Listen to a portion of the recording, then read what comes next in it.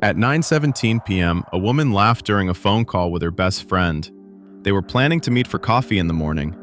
The conversation was so ordinary, so forgettable, that her friend almost didn't remember the details when police asked her to recall every word. 4 minutes and 32 seconds.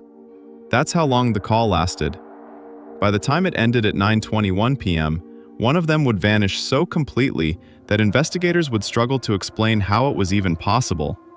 No one saw her leave. No one heard a scream. The door was locked from the inside. Her phone, her wallet, her keys, everything she would need to walk out her own front door, was still there the next morning. Everything except her. This is the story of Emma Hartley, a 29-year-old graphic designer who disappeared from a locked apartment in Portland, Oregon. And it begins with that phone call, the last 4 minutes and 32 seconds anyone would ever speak to her. Emma was a freelance graphic designer who had moved to Portland 3 years earlier, drawn by the city's creative community and laid-back atmosphere. Friends described her as organized, responsible, and cautious.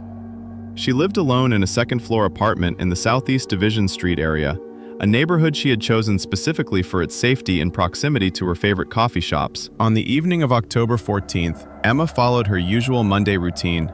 Security footage from the building's lobby shows her returning home at 6:43 p.m., carrying a canvas tote bag and a takeout container from a nearby Thai restaurant.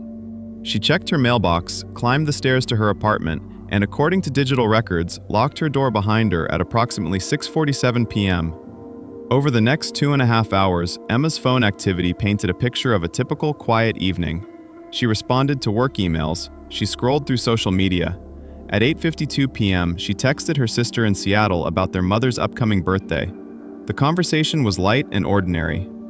Then, at 9:17 p.m., Emma called her friend Sarah Mitchell.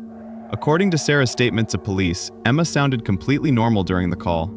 They discussed weekend plans, a new restaurant Sarah wanted to try, and a design project Emma was excited about.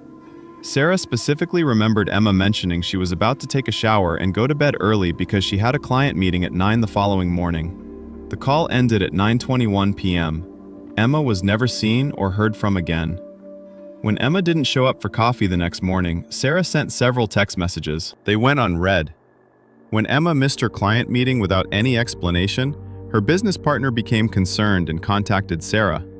By that afternoon, Sarah drove to Emma's apartment building and convinced the building manager to perform a welfare check. The apartment door was locked from the inside. When the manager opened it, everything appeared normal at first glance. Emma's laptop sat open on the kitchen table. Her phone was plugged into the charger on her nightstand, the battery full. Her purse, wallet, and keys were exactly where she always left them, on the small table near the front door. There were no signs of forced entry, no signs of struggle, and no indication that Emma had packed anything or planned to leave.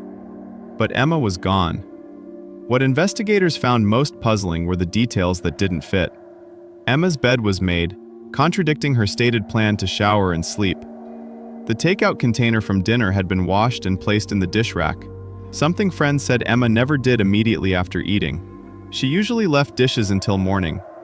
And most significantly, Emma's phone showed no activity after 9:21 p.m., not even the automatic background syncing that typically occurred throughout the night. The building's security system revealed another mystery. The lobby camera showed no one entering or leaving between 9:21 p.m. and 6 a.m. the following morning, except for 2 residents who were quickly cleared. There was no back entrance.